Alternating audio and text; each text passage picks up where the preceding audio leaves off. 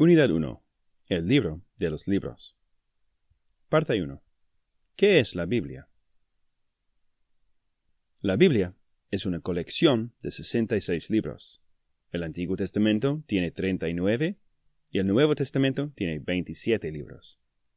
Estos libros fueron escritos durante un tiempo enorme, desde 15 siglos antes de Cristo hasta casi el fin del primer siglo después de Cristo.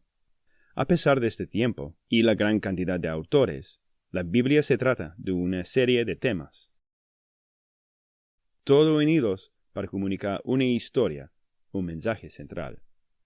Parte 2. ¿Cuál es el mensaje de la Biblia? Hay dos partes en esta historia. El primero es la obra de Dios de anular el pecado en su mundo, representado acá por una goma borrando una marca negra.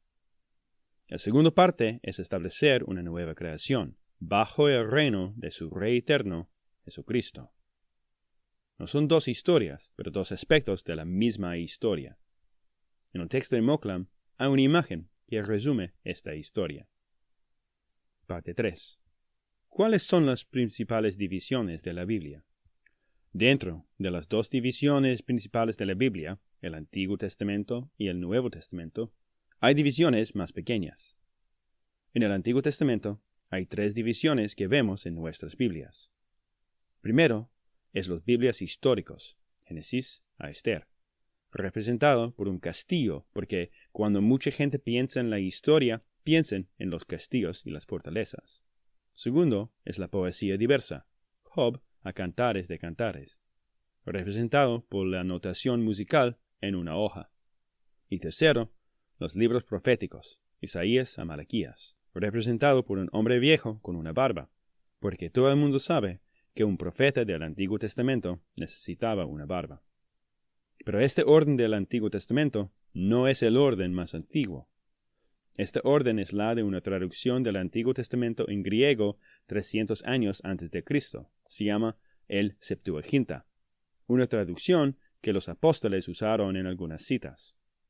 El orden en la Biblia hebrea es diferente. Primero es la ley, el Pentateuco, representado por una imagen de los 10 mandamientos. La segunda división es los profetas. Hay dos profetas en esta imagen porque hay dos tipos. Los profetas anteriores, Josué, Jueces, los libros de Samuel y Reyes, y los profetas posteriores, los que nosotros llamamos los profetas normalmente, como Isaías, Amos, Jonás, etc. Y finalmente los escritos, representado por una hoja, que incluye los salmos, los libros de sabiduría, Esther, Daniel y más. Es importante leer la descripción completa en el texto de Moklam. En el Nuevo Testamento hay dos divisiones. Los 4 evangelios, representados por la imagen de una declaración de una victoria por un rey, que es lo que significa la palabra evangelio. Y la segunda división es las cartas, escritas por Lucas, Pablo, Pedro, Juan y Judas. Parte 4. ¿Qué sostiene la Biblia acerca de sí misma?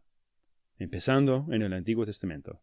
Primero, los profetas recibieron un mensaje desde Dios para su pueblo, que ellos comunicaron a Israel o cualquier otra nación en algunos casos. Su trabajo era revelar la voluntad y los propósitos de Dios. Después, estas declaraciones fueron puestas en escrito para las próximas generaciones.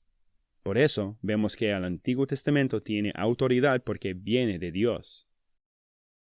Además, Jesús habló con la suposición que el Antiguo Testamento tenía autoridad.